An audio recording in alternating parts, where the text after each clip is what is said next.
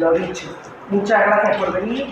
El Casino está encantado de recibiros y de recibir a personas con una trayectoria como la tuya. Bueno.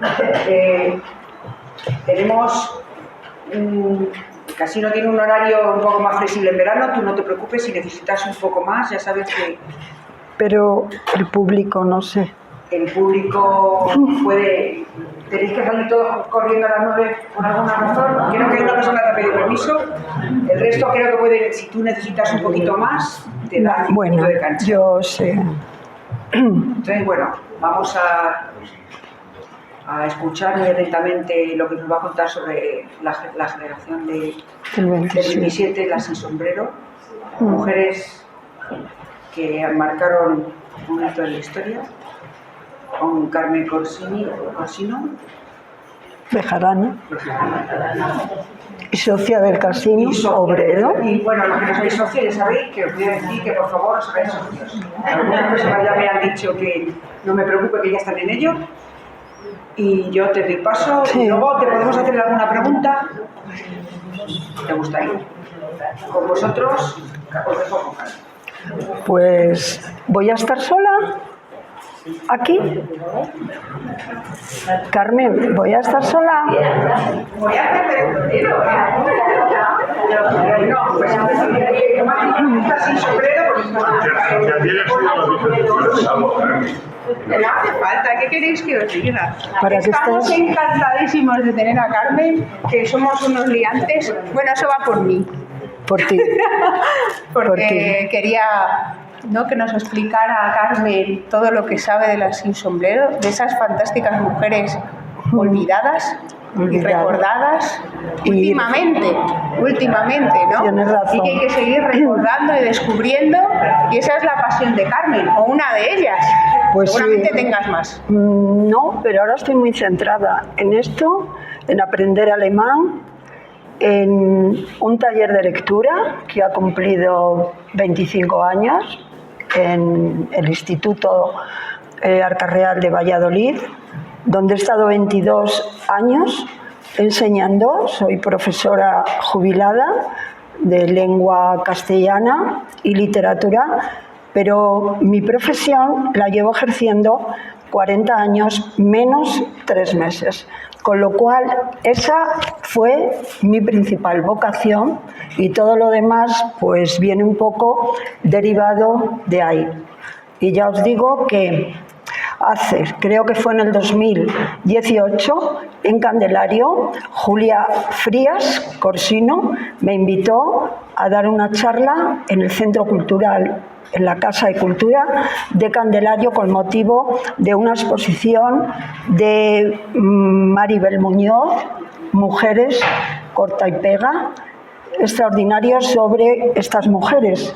Y ahí, y luego en la Universidad de la Experiencia, es decir, que ya he venido, me invitó Eulalia, he venido varias veces. Y ahora el Centro de Estudios Bejaranos, y yo estoy de verdad muy orgullosa de estar aquí, de ser socia del Casino y de que me habéis dado toda la confianza necesaria para hablar de estas mujeres. Solo comentaros que voy a dar una introducción primero general, porque yo creo que sin esta introducción no entendemos bien y sobre todo creo que no entenderemos lo que yo quiero expresar hoy, y es que hay un olvido que es totalmente injustificado, porque hay motivos para que estén en la primera línea de nuestra cultura española. Así que no quiero liarme, porque todo esto, si cuenta como tiempo, pues la verdad es que no he empezado todavía. Os quería decir introducción general, y me ha parecido conveniente hablar de aquellas escritoras y artistas de la generación del 27 cercanas geográficamente a nosotros. Y son, yo no lo he puesto en el cartel, prefiero empezar con un título genérico. Son una poeta, Margarita Ferreras, recientemente descubierta con un libro impresionante del que os voy a hablar. En segundo lugar, la pintora Adela Odeli Tejero, de Toro, Zamora, Margarita Ferreras, Alcañices, Zamora. Y en tercer lugar, ya con el tiempo más limitado, pero al menos de una parte, Ángeles Santos, pintora con 2 cuadros, El mundo y la tertulia, que marcan la línea de búsqueda de las señas de identidad de estas mujeres. Esto es lo que voy a desarrollar. En esa introducción no me quiero salir de guión, me conozco y sé lo que puede pasar con las divagaciones. Bien, las escritoras y artistas, levantad la mano. Antonio, si atrás, pues las escritoras y artistas de la generación del 27, ¿sabéis? Sé que son las sin sombrero, pero yo he reflexionado mucho a día de hoy sobre el concepto de sin sombrero y me parece ahora más preciso hablar de escritoras y artistas de la generación del 27, que sin lugar a dudas, como ahora expresaré, son las y serán las sin sombrero. Las escritoras y artistas de la generación del 27, no sé si al desviarme, voy a mover un poquito.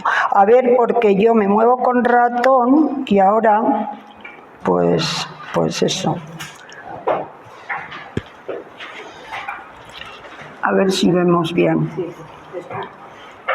Correcto.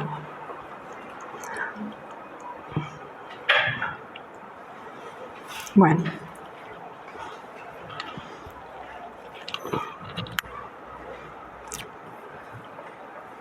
Un momento, y ya. Las escritoras y artistas de la generación del 27, las sin sombrero, desaparecieron de la memoria colectiva a pesar de que tenían voluntad, como sus compañeros de generación, de formar parte de la historia. Se incorporaron a los círculos intelectuales, rompiendo las normas sociales y culturales imperantes opuestas a la visión tradicional de la mujer. Tuvieron como principal prioridad buscar y encontrar una identidad propia en un contexto todavía hostil para ellas, 1939, y conquistar la calle, el espacio público, a través de su voz, de su palabra escrita, como veremos a lo largo de la exposición. A pesar de observar ciertos rasgos comunes con respecto a los componentes de su generación, como pueden ser fechas de nacimiento no demasiado distantes, entre 1892 y 1911, una formación intelectual semejante, afinidades en sus trayectorias literarias y relaciones de amistad, vieron cómo su lucha por salvar los obstáculos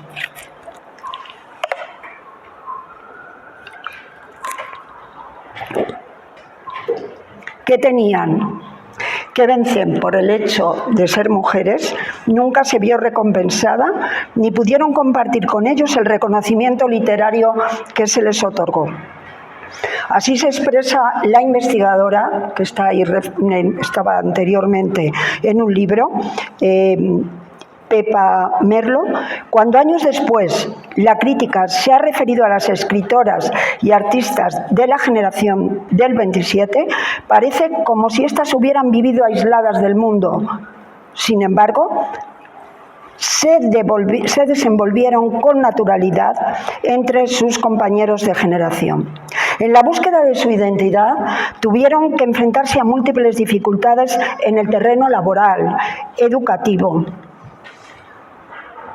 Espero no olvidarme de pasar de pasarlas. Vivieron, como acabo de decir, en círculos semejantes. Voy a la fotografía.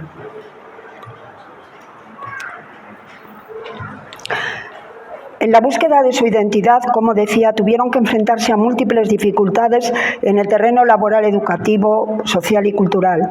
La vocación de escritora, por ejemplo, era dominio del hombre. Estaba mal visto que una mujer se dedicara a la literatura. De ahí que algunas de ellas incluso, sabéis, utilizasen seudónimos. Ernestina de Champursin escribe a Carmen Conde en el 1928 y le expresa su deseo de ser independiente. ¿Por qué no podremos ser nosotras sencillamente sin más? No tener nombre ni tierra, no ser de nada ni de nadie, ser nuestras, como son blancos los poemas o azules los lirios. La generación del 27 vivió un momento histórico de continuos cambios sociales y políticos. En pocos años sabéis que se sucedieron la dictadura de Primo de Rivera, la Segunda República, el estallido de la Guerra Civil y posteriormente el exilio de la mayoría. Ellas, además, tuvieron que enfrentarse a una situación social de clara desventaja. La imagen de la mujer a comienzos del siglo XX se ajustaba a la expresión más bien ángel del hogar.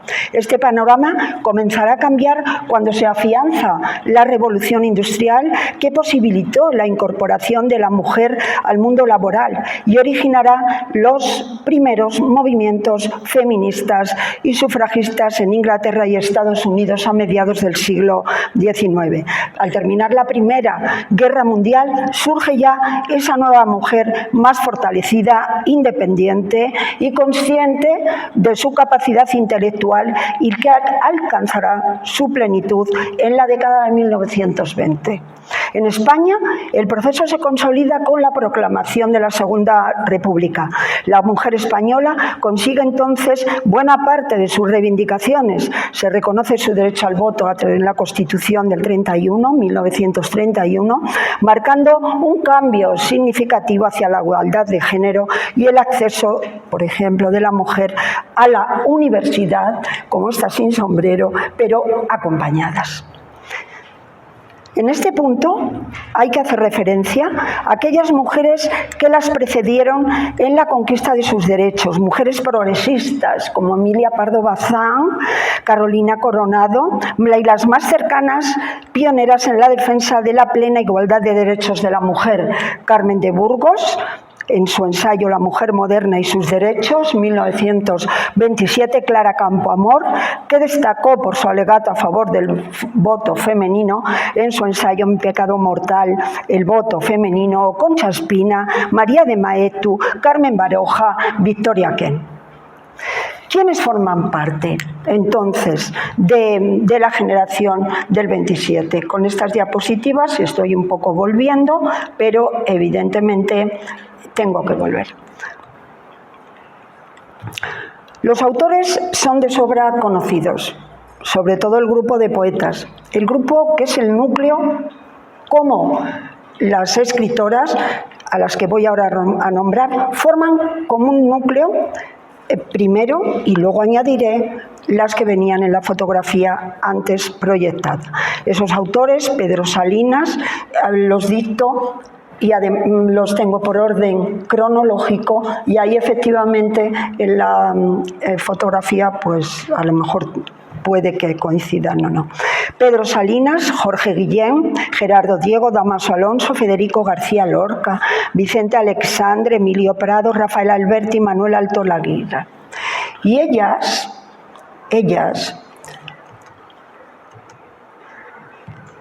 bueno, pues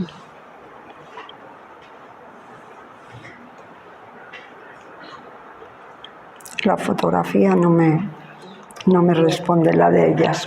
Al final me tienes que ayudar tú. Y ellas son, por orden también cronológico, Lucía Sánchez Saornil, Concha Méndez, Rosa Chacel, María Teresa León, Elizabeth Müller, Ernestina de Champursin, Carmen Conde, Josefina de la Torre, Marina Romero, de la que luego hablaré, o Margarita Ferreras. Indudablemente yo podía haber dado esta charla sin un soporte que yo creo que es esencial, y es esencial porque estas mujeres no han tenido imagen. Estas mujeres, se ha hablado de ellas, se han nombrado, pero es que Concha Méndez está ahí. Elizabeth Müller o Delí Tejero. Ver la imagen es conveniente, por eso me he empeñado. A este núcleo central habría que añadir parte de las que tenéis ahí, como Elena Fortún. Vamos a ver, Elena Fortún, 1886 nació, y Remedios Varo ya en 1908, o Mada Carreño en 1914. Oscilan. Y estas mujeres también forman parte de esta generación. No voy a nombrarlas otra vez, ahí las tenéis. ¿Y por qué? ¿Qué es lo que quieren conquistar? La conquista de la identidad propia, ser ellas mismas en aquellos momentos, sobre todo en los años 20 y 30. El nombre con la que la mayoría de las veces se identifica a las escritoras y artistas de la generación, las sin sombrero, responde al gesto de quitarse el sombrero en público, y siempre hay que decirlo, ¿no? Este hecho, ¿no? Que protagonizaron Maruja Mayo, Margarita Manso, Salvador Dalí y Federico García Lorca en La Puerta del Sol. Esa actitud de quitarse el sombrero o ir vestida con indumentaria masculina al monasterio de Silos, estas dos mujeres, todo esto pues pretende romper normas y metafóricamente liberar las ideas. Que conste que Ramón Gómez de la Serna en 1930 definía precisamente este concepto de sin sombrero en el diario El Sol, titulado el artículo en Por sin sobre el sinsombrerismo. La significación de este fenómeno, él decía, es el final de una época como lo fue el lanzar por la borda las pelucas, ir con rumbo bravo por los caminos de la vida, desenmascararse, ser un poco surrealistas. El sinsombrerismo que preconizaba Ramón Gómez de la Serna se avenía perfectamente con las reivindicaciones femeninas de las jóvenes artistas del 27. Era un gesto de libertad y de ruptura, un gesto a través del cual las dos artistas, Maruja Mayo y Margarita Manso, se reivindicaban como mujeres libres de prescripciones sociales. Una mujer que pretendía romper con lo anterior y conquistar la calle. Son las famosas flaneses, francesa, palabra paseantes, y la palabra escrita, conquistar la voz y la palabra. Al entender la escritura, según Ana María Iglesias, autora precisamente de las flanés, de mujeres de principios de siglo. Ana María Iglesias entiende como un ejercicio crítico y como una forma de intervención social, una experiencia además compartida, no en solitario. Como indicaba Virginia Woolf, caminar y escribir se convierten en dos gestos de rebeldía. Os digo, por unir,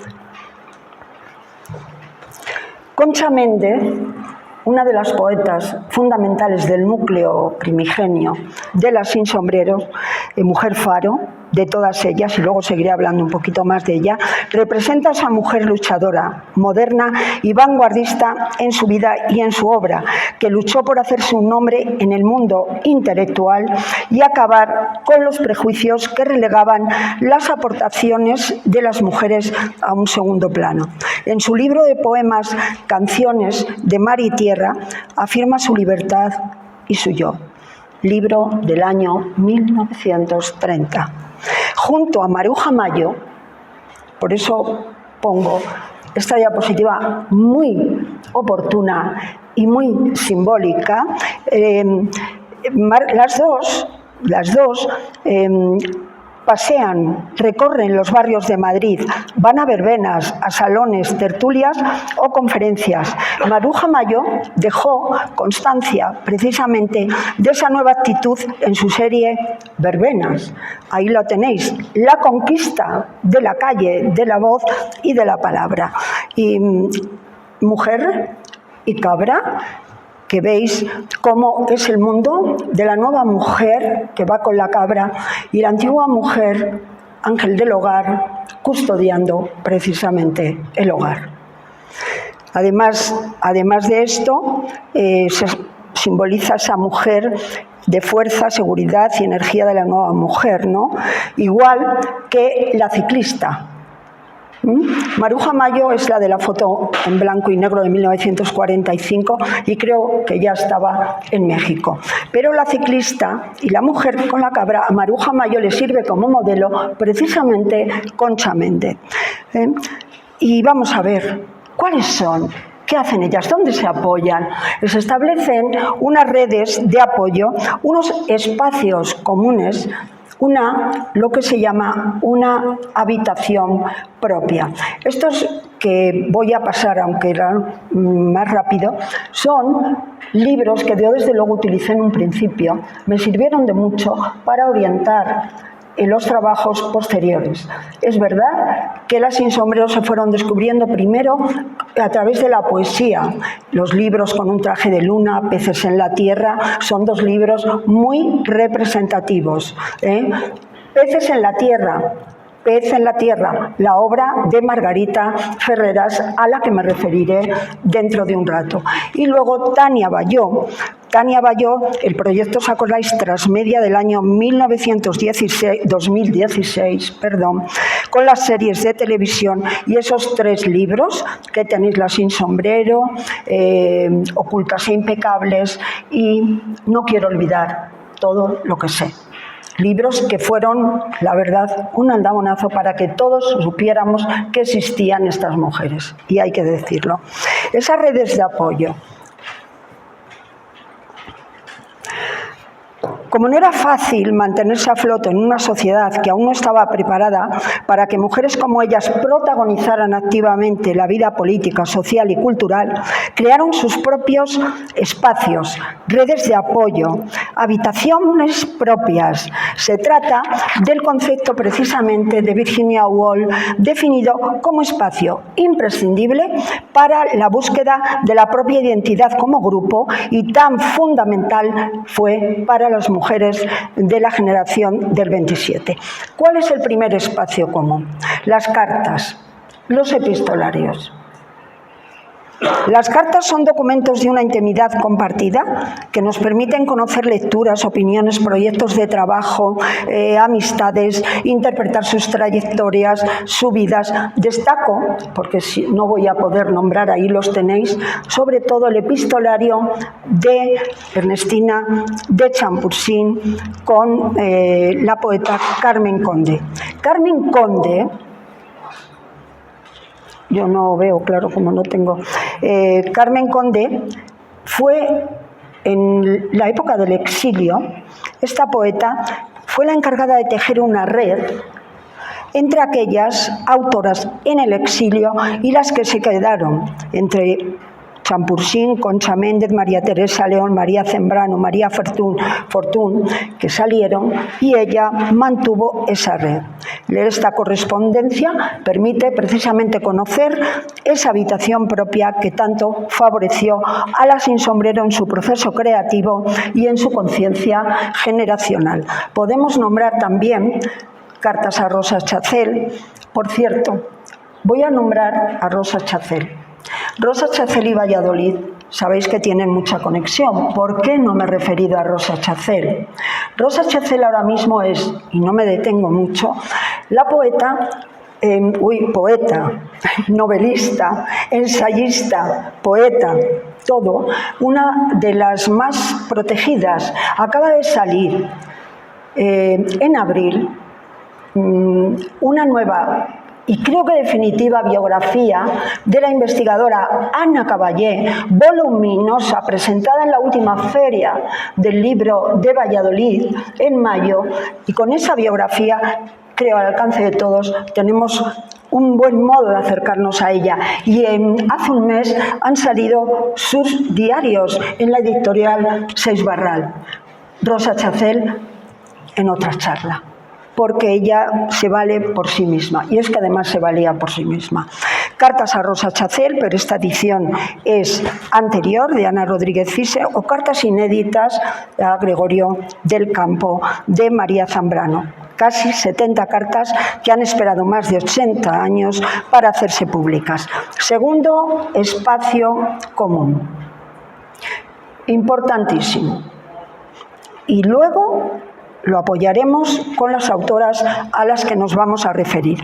Segundo espacio común, las revistas y periódicos.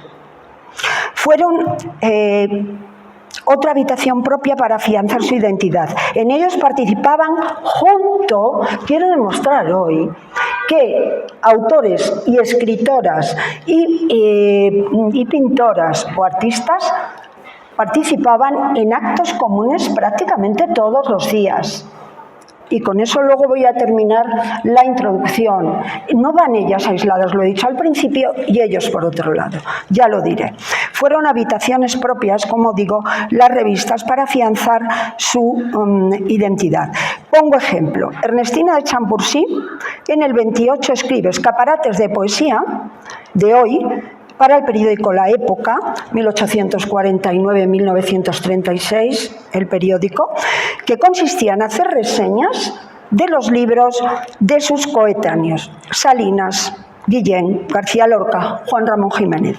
Y en el mismo lugar, Ernestina de Chambourcy escribía la reseña de obras de Carmen Conde, Concha Méndez, compartiendo el mismo espacio común. Citemos las principales, ahí las tenéis, no voy a detenerme demasiado porque ya alguien me está diciendo así. Vale, bueno, pues esta me parece muy interesante. Muy interesante porque además de las revistas literarias tan importantes como la Gaceta Literaria, la Revista de Occidente para los vanguardismos o incluso Caballo Verde para la poesía, la editaban, luego hablaré del matrimonio varias veces, Concha Méndez y Manuel Altolaguirre, que tenían la editorial La Verónica, donde publicaron cantidad de libros de ellos y de ellas. Para no repetir generación del 27, ellos y ellas, hablaré de ellos y de ellas, porque parece que no, pero nos entenderemos. Además de las revistas literarias, las autoras que nos ocupan, publicaron también en El Sol, en El Liberal o en El Heraldo de Madrid, El Imparcial, revistas como Crónica, Estampa, que publicaron bastante, revista mensual de carácter cultural, Esta Hora de España, fundada por intelectuales cercanos a la República y en la que participaba María Zambrano como consejera de redacción y participaba Rosa Chacel, Ernestina de Chambourcy y Concha. Fijaos que aquí tenemos abajo con la cara un poco, con lo que luego voy a decir de ella, no me gusta demasiado, Deli Tejero, a lo mejor con pero sí que la veis, y Concha Méndez, la que tiene la flor en la solapa. Concha Méndez, Maruja Mayo, donde pone preguntas de estampa. O Magda Donato, y a la derecha mía también aparece Maruja Mayo. ¿De acuerdo? No quisiera olvidar, porque ahora estoy en estas que voy a nombrar. No quisiera olvidar la participación decisiva en estas revistas de las escritoras de esta generación que asumieron un mayor compromiso político y social. Han sido bastante olvidadas y han habido reediciones de todas sus obras hasta hoy. Estas revistas les sirvieron a ellas como plataformas para difundir sus poemas, ensayos, manifiestos y denuncias sobre la situación de desigualdad de muchas mujeres en el mundo laboral. Luisa Carnés, autora de Tea Room, Mujeres Obreras, 1934, novela social que sigue siendo un verdadero fenómeno literario, colaboró activamente en los principales medios de comunicación de la época, en especial en La Voz, Estampa. Y Magda Donato, entre paréntesis, Carmen Eva Nelken, hermana de Margarita Nelken, publicó en 1932, y quiero decirlo porque nadie, yo al menos, no estaba enterada hasta que he empezado a profundizar. En 1932 publica sus extraordinarios reportajes vividos en las páginas del diario Ahora. Es que yo creo que vuelvo. En el diario Ahora, por primera vez, alguien como ella fue capaz de adentrarse en lugares marginales para contar lo que pasaba dentro y hacer visible la vida de las mujeres, sobre todo vulnerables en aquellos lugares. Un reportaje significativo en la portada del periódico Ahora fue Manicomios de mujeres, publicado el artículo el 3 de abril de 1932. Lucía Sánchez Saornil publica la revista Mujeres Libres, que se convirtió en un espacio compartido por otras autoras como Rosa Chacel, Carmen Conde o Consuelo Verges. Lucía Sánchez Saornil, porque estamos al lado, y hoy estoy hablando de las mujeres más cercanas, publicó en el semanario Avante de Ciudad Rodrigo sus primeros poemas. Siempre esta mujer, esta poeta máxima representante del ultraísmo poético, publicó todo en vida en las revistas. Por tanto, no vivieron aisladas del panorama cultural del momento, como he afirmado al comienzo, sino que más bien se movían en los mismos círculos que los escritores de su generación.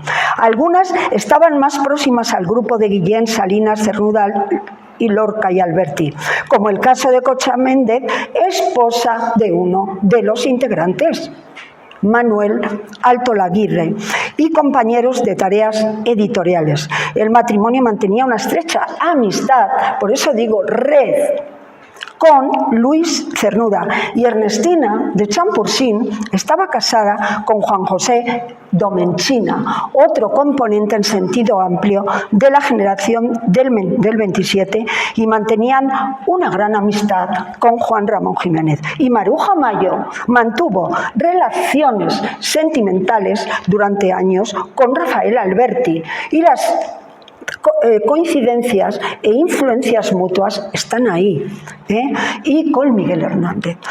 Del mismo modo, su trayectoria literaria fue semejante.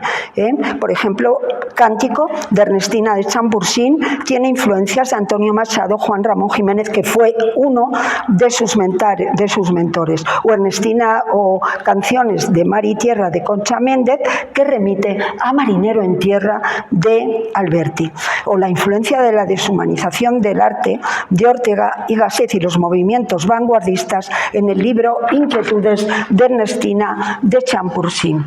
Y en los años 30, cuando viene la literatura rehumanizada después de las vanguardias en poesía, Concha Méndez escribe su libro Vida y Vida, Vida, Vida, o Niño y Sombra, o Cántico Inútil, de Ernestina de Champursin en esa línea. Y sobre todo, la poeta Carmen Conde, que se suma a la denominada poesía existencial tipo Hijos de la Ira de Dámaso Alonso, con su obra uno de los mejores libros de poesía, Mujer sin Edén, 1947. El tercer y el más significativo,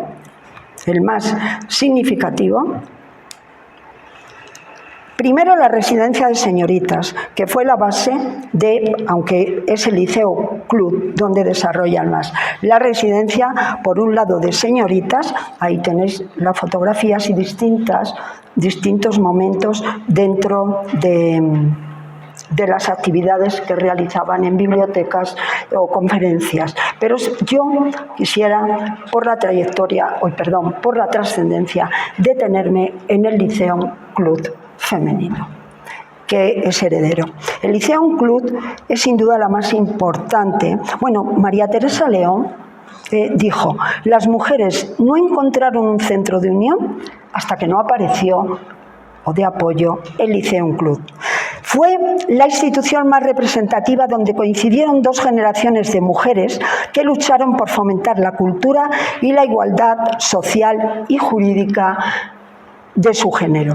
Supuso un impulso decisivo para el desarrollo de una conciencia colectiva femenina. Fue fundado en el año 1926 en la Casa de las Siete Chimeneas por María de Maeztu, y de él formaron parte Victoria Ken, Isabel Oyarzábal, que eran vicepresidentas, Zenobia Camprubí, secretaria, Clara Campoamor, Carmen Baroja, María Lejárraga, Magda Donato, Ernestina de Champursín, María Teresa León y el largo etcétera de las mujeres que hoy nos ocupan. El club se declaró ajeno. Ahí tenéis a Madame Curie, que visitó el club. Primero fue, no sé si la residencia, pero el Liceum Club constatado. ¿Qué biblioteca? Y estas son las mujeres que acabo de nombrar, el lugar y un anuncio de una de tantas actividades que se desarrollaban allí. Se declaró ajeno a toda tendencia política o religiosa. Su andadura me comenzó en la residencia de señoritas y allí se impartían cursos sobre legislación para instruir a mujeres y la condición jurídica para ayudarlas. Se debatió el tema del sufragio femenino, programaban ciclos de conferencias, presencia de intelectuales importantes como Gregorio Marañón, Federico García Lorca, Rafael Alberti, Miguel Unamuno, concitando también mucho rechazo. Véase Jacinto Benavente con "Yo no puedo dar una conferencia a tontas y a locas", que provocaba profundos debates en sectores, sobre todo políticos conservadores, la Iglesia y muchos intelectuales que desconfiaban de una institución dirigida por mujeres. Y así lo constata, lo dice muy claramente María Teresa León en su memoria de la melancolía. Pero la conquista de ese espacio propio y de todos los nombrados con anterioridad se quebró con la Guerra Civil y el exilio de la República en el año 1930. El Liceum Club femenino se desmanteló en 1939 y pasó a ser el Círculo Cultural Medina, regido por la sección femenina. La mayoría de las escritoras y artistas de la generación del 27, como sus compañeros de generación, tuvieron que abandonar el país, fueron olvidados también ellos del imaginario colectivo durante muchos años, y llegó el exilio, etapa de penurias. Lo dejo ahí por lo que voy a decir. Etapa de penurias económicas y familiares en casos como Ernestina de Champursín y Rosa Chacel, que para sobrevivir tuvieron que dedicarse a la traducción. Los referentes culturales y sociales en los que ellas se movían antes de partir habían desaparecido. Por ejemplo, la muerte de Federico García Lorca. La mayoría pensaba que su exilio iba a ser breve, pero no fue así. Maruja Mayo vivió exiliada 25 años, Rosa Chacel 36, María Teresa León 37 y otras no regresaron nunca, como Concha Méndez. ¿Y dónde fueron? México, Cuba, Argentina, Venezuela, Estados Unidos, República Dominicana, Chile, también París, Francia, pero con el estallido de la Segunda Guerra Mundial, evidentemente se dispersaron más de Europa, sobre todo de Francia. Durante esta etapa se estableció una nueva red de apoyos entre los exiliados. El matrimonio Méndez Altola Aguirre ponen en funcionamiento esa imprenta llamado La Verónica, la que enjugó el rostro a Jesús, enjugar, ellos dicen, la primera imprenta, fue La Verónica. en La Habana de 1939 a 1942 para editar las obras de los intelectuales españoles que residían en las islas, entre los que se encontraba María Zambrano, que siempre agradeció la buena acogida del matrimonio. O en 1939 Rosa Chacel se refugia en París, acompañada con otros compañeros y con el poeta Luis Cernuda. Termino esta introducción con la memoria recobrada por ellas mismas. La escritora y artistas que regresaron sufrieron un segundo exilio, el interior, que fue aún más doloroso. Nadie contaba con ellas. Pero gracias a los espacios compartidos por estas mujeres y, sobre todo, por aquella correspondencia, sus memorias y diarios volvieron, y sobre todo las reediciones, volvieron a estar más presentes. Se está volviendo a rescatar del olvido la red de esas mujeres del 27, necesaria para afianzar la memoria del grupo y la propia identidad personal. Todos los libros de memorias que yo voy a nombrar son imprescindibles. Memoria de la melancolía, María Teresa León, máxima expresión de la nostalgia, la tristeza por la separación, la pérdida de las raíces o el peso insufrible de los recuerdos. Delirio y destino, los 20 años de una española, diarios y memorias de Ernestina de Champursin, o ahí tenéis los libros Alcancía, ida y vuelta de Rosa Chacel.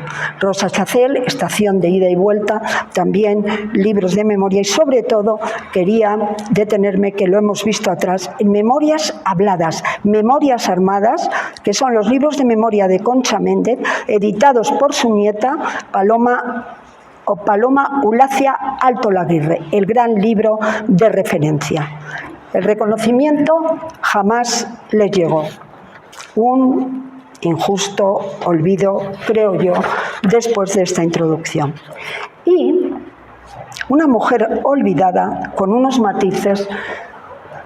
Yo quisiera resumir, pero bueno, Margarita Ferreras la traigo por dos motivos. Porque ella fue olvidada, porque escribió un solo libro que ahora mismo es un referente de poesía de esta generación, y por la correspondencia con Miguel de Unamuno. Ya digo que nos movemos. Se movió Margarita Ferreras, nació en Alcañices, Zamora.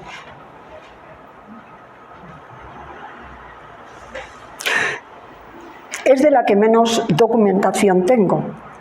No había fotografías apenas. Y tuve que quitar de esta introducción porque había una falseada. Yo me enteré, y nos enteramos todos, por un grupo que luego hablaré, una institución de la que luego hablaré, que está reivindicando mucho su memoria.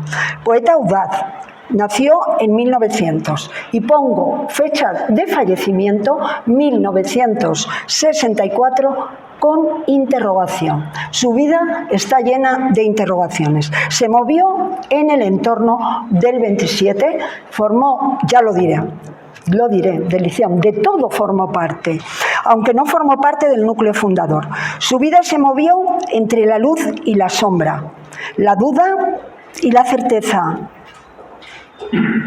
y espera ser recuperada, que está siéndolo. Estamos todos contentos, y me voy a basar mucho en Fran Garcera, que es el investigador del Centro de Ciencias Humanas y Sociales del CSIC, que hace una introducción con anexos, una documentación imprescindible para conocer a esta poeta. Si con su poesía rozó el escándalo, es que hay un contraste, es una personalidad increíble.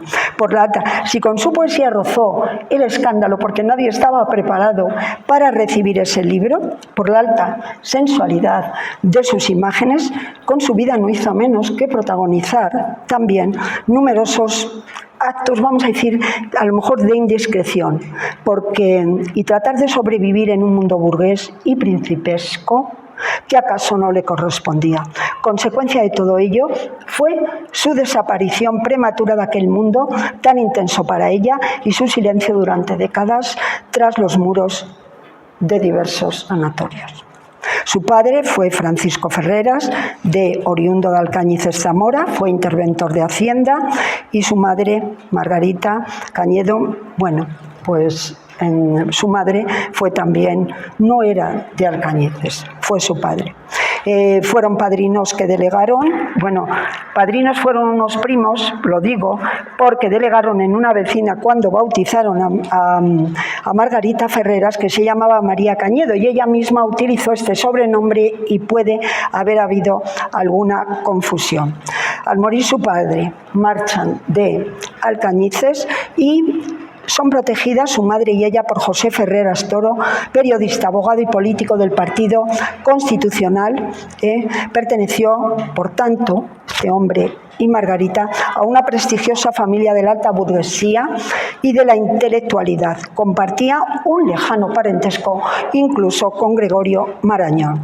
En 1918 aparece la primera referencia a esta poeta, porque el escritor Álvaro Retana, especialista en más bien un tipo de literatura o novelas eróticas, pues la nombra en ninfas y sátiros, escenas pintorescas de Madrid de noche. El relato, no sé si tuvo alguna relación sentimental, él relató el momento en que Margarita le confesó su deseo de ascender socialmente, de ser actriz y de triunfar en el mundo del teatro. La madre no ve con buenos ojos, la retira y en 1925 de repente aparece viviendo en un palacete, una situación acomodada, trabajó en el teatro porque ese cambio.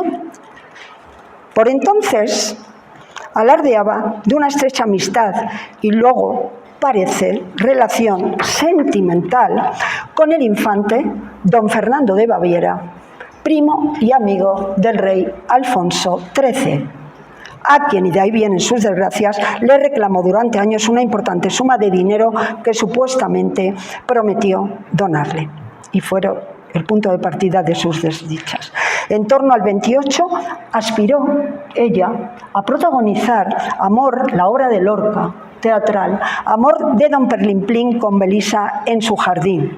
Pero el papel, por mucho que quiso, se lo llevó Magda Donato, a la que he nombrado dentro del 27. Su ambición era desmedida, con las personalidades más influyentes de los círculos monárquicos y luego republicanos, o por la sensualidad de la que se jactaba.